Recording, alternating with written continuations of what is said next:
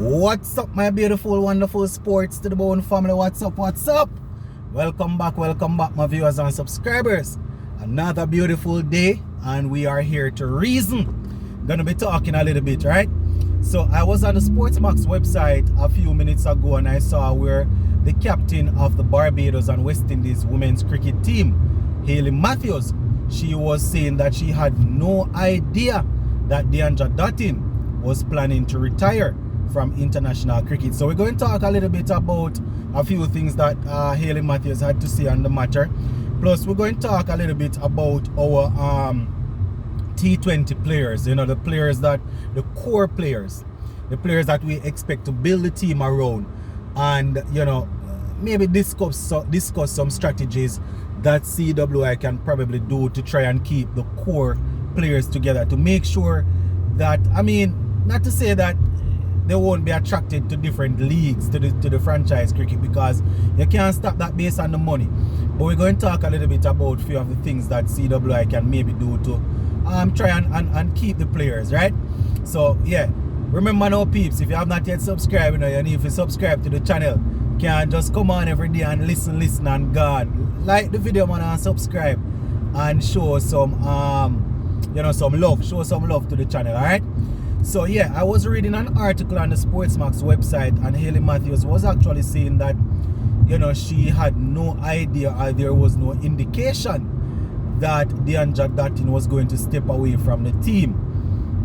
So based on some of the things that Deandra Dottin said in her letter, in her retirement letter, it would lead one to think that she was probably not comfortably within the team. Maybe things weren't going as how she would have wanted it, and one would believe that there was some, you know, being in the team, people would pick up that something is going on, and maybe they didn't guess that she would retire or anything, but there must have been some form of tension in and around the team. I don't want to say it is because of captaincy. I don't want to say because I don't know what the problem is. So I don't want to speculate. But what I'm going to say is that there must have been some amount of tension in and around the team that you know, they would have noticed. You understand? And you know, probably that is what lead to her retiring and all of that. But yeah, Hayley Matthews is saying that there was no indication, she had no idea.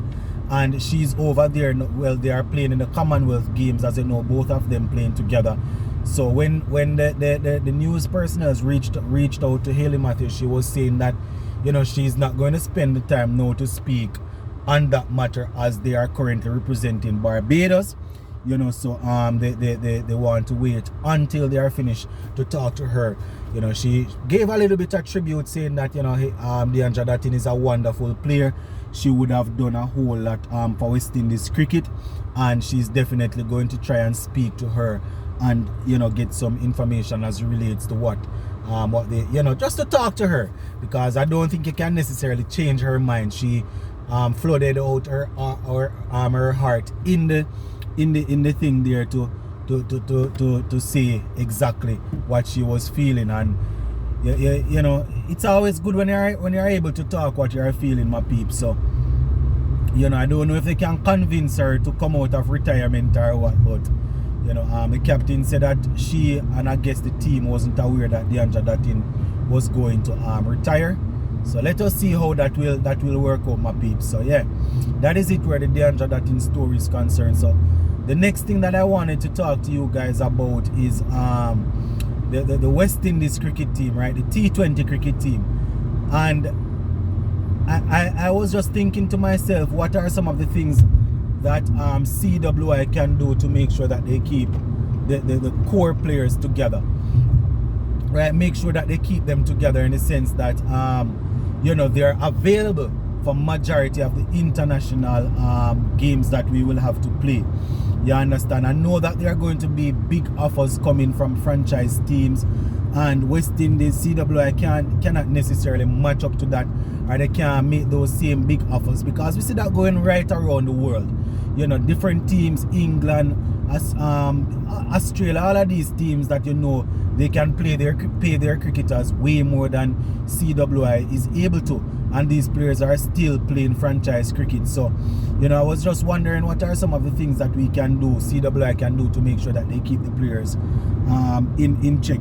You understand? And as I said, we can't necessarily prevent them from going, but I was thinking things like maybe a better package right now. I don't know when was the last time they would have had negotiation where salary is concerned, but players, you know, just to probably increase things a little bit. As I said, even if they increase it, you know, it's still not going to be able to match up to what these players are going to get in the different franchise leagues. But just to show some effort, just to show the players that, you know, there is some care and they're actually trying to show some appreciation, because that is what you have to call it. You know, see the players playing for CWI and collecting money, we have to call it appreciation.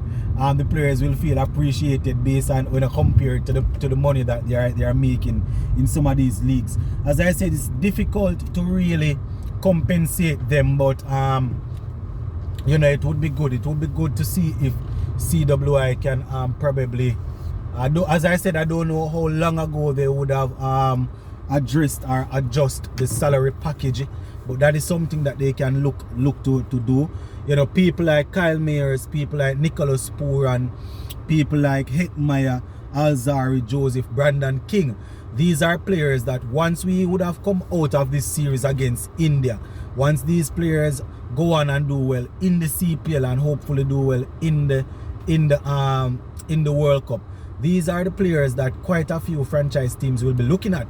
Because believe it or not, my peeps, Kyle Mayers, he has played a couple of good games against India so far, and probably not only India, but other teams are looking on, other leagues are looking on, if maybe even not even the IPL so far are looking on and saying, well, this man was able to dominate a couple of the T20 games against India, albeit not their strongest teams, but these are strongest team, but these are some of the same bowlers that play in the IPL. So teams are going to be looking and they are going to be saying, if Kyle Mayers was able to manhandle them, let us see if we can bring him in and thing, and you know, and that is how it goes. We remember people like the Chris Gale, we don't want to have the same situation going over again with the Chris Gale, the Bravo, the Pollard, the Russell, the Narayan. And as I said, guys, it's highly unlikely that we are going to be able to prevent all of these players to go we're going to be able to prevent all of these players from going, but at the same time, if you are able to keep a couple of them, that would be good. And when I say keep a couple of them, at least for majority of the international games, you know, players going to go where the money is at, because this is their job, this is what they do for a living. So I'm not saying that they should turn their back on franchise cricket and come and play only for West Indies. I'm not saying that, but little things like helping the players during rehab, make sure you check up on them. We would have seen where players would have come out after major injuries and they were saying, you know, it was a lonely road in terms of people checking in on them, people making sure that they are okay, things like that. People will show appreciation for that. You know, we see Obed McCoy coming out the other day, quite a few other players saying that, you know, going through rehab, sometimes they feel like they want to quit. Kimo Paul, I know that the Guyanese Cricket Board probably would have worked with him, but you want people from CWI constantly reaching out to the players when they are going through injuries and making sure that you are there checking in on them, working with them and things like that, so that, you know, when they are back from injuries, they, not to say that they are going to feel as if they are obligated or they owe you anything, but at least they will feel a little bit of gratitude and feel like they need to give back to the thing. You understand? So these are things that CWI need to take a look at. As I said, if you are not able to match these franchise leagues with the money, then things like these you definitely need to match, and players will show appreciation, I am assuming. So yeah, I don't know, my peeps. I'm just thinking about things that we can do to keep the core of our players together, the Obed, the Hetmeyer, the Pooran, and these guys. We already lose them for and quite a few occasions when we would want them to be playing, you know, international games. We're not going to have them playing test cricket, that is for sure, but at least a couple ODIs and T20 internationals, it would be nice to have them, you understand? So just food for thought, my peeps. The comment section is there. What can we do to try and keep a hold of a couple of these players? We see CWI investing in Kyle Mayers now, keeping him at the top of the order. So that is something that we don't want him to mash up the place and then just gone and we can't get him and all of that. So, you know, let me know what you think about this, my peeps. Just go and big up on yourselves, eh?